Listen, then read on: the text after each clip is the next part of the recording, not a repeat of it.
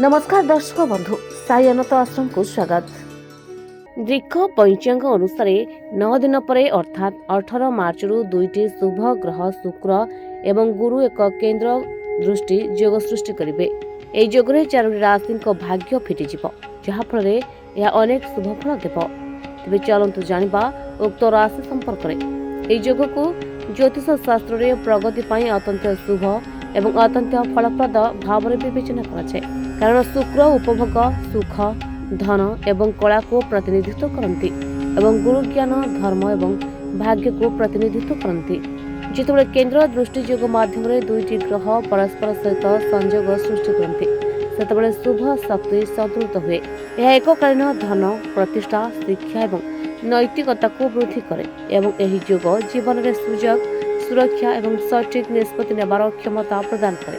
तेज चलतु आलोचना करबा केउं राशि मानक पई यह अत्यंत शुभ एवं फलप्रद हेबो।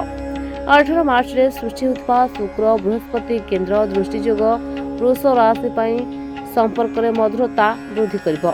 परिवार एवं जीवन साथी सहित छोट मोट भूल बुझामणा धीरे धीरे दूर हो पारे।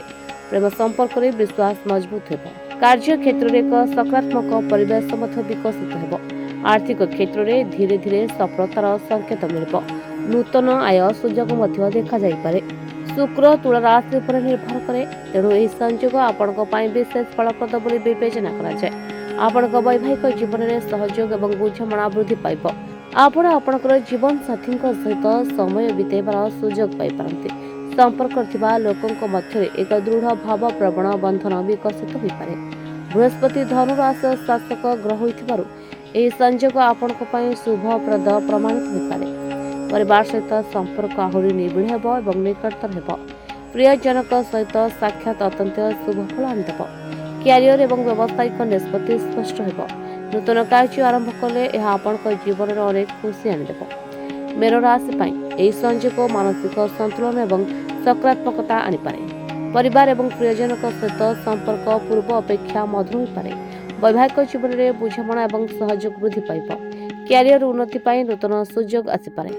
चाकरी किंबा व्यवसाय रे परिवर्तन पाई चिंता करथिबा लोक माने पॉजिटिव संकेत पाई पारंती। आर्थिक स्थिरता मध्य धीरे धीरे देखा जिबार संभावना अछि एवं आर्थिक आशा पूर्ण होई पारे। तमे पुओ को नै कि बाबा पाखो आसिला परे आपनकर कोन परिवर्तन हेछि? पुओर जो गोड़ हाथ फाटुतला तार भी कोन परिवर्तन हेछि? हां मो एमिति जने सांग पिलांग जो सुनि कि आपन पाखो आसी किंतु आसिला परे मो पुओ दीर्घ 7 वर्ष हला जो कष्टटा भोगुथिला मोर हृदबोध होछि से 7 दिन रे गला भलिया लागिला। तेणु करी बहुत सॉल्व हो जाइछि।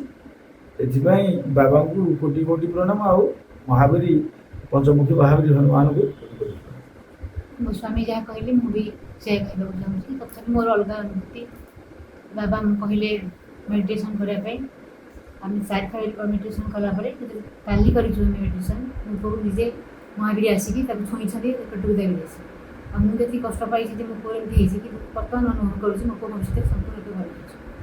अच्छा वो एडी आसिले परे मोर जति माने कष्ट थिला मो आगुरु जमा चली पारु नथली। एडी जति सप्ताह भीतर आसिलिनी माने मते एते भल लागुची। मो चली होची बुझी होची खेली होची सब भल लागुची। आगु मु किछि करे